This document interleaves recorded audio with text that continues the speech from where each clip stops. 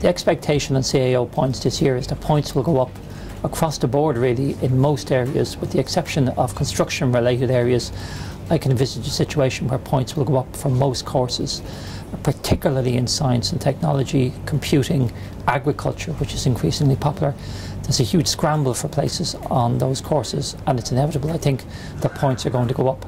Looking at science in particular, we're talking about points for UCD, for example, for science 6 years ago of about 300. This year, the situation is completely different.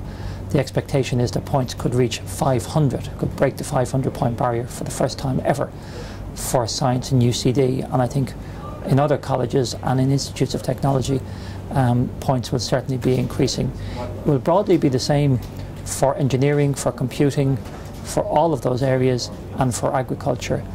And even I think in areas like arts and business, where student demand is quite sluggish, again I can see a situation where points will go up, perhaps marginally.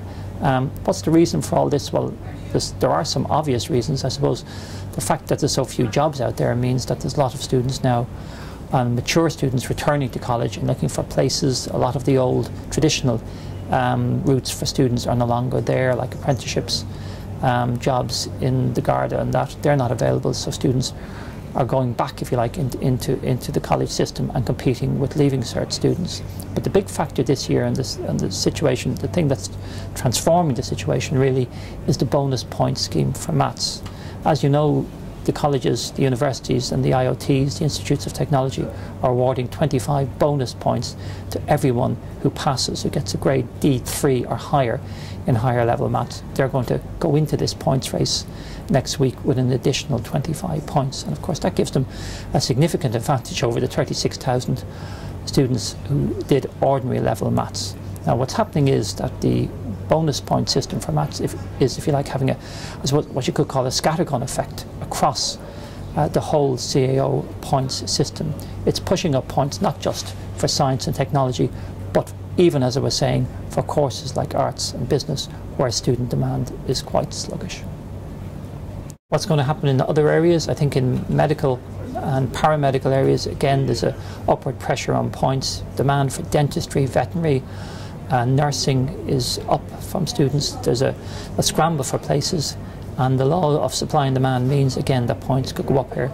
The only area where I think points will actually decline is in the construction area. Anything that's related to construction and the building industry, even perhaps courses in law, architecture, all of those could again see points going down.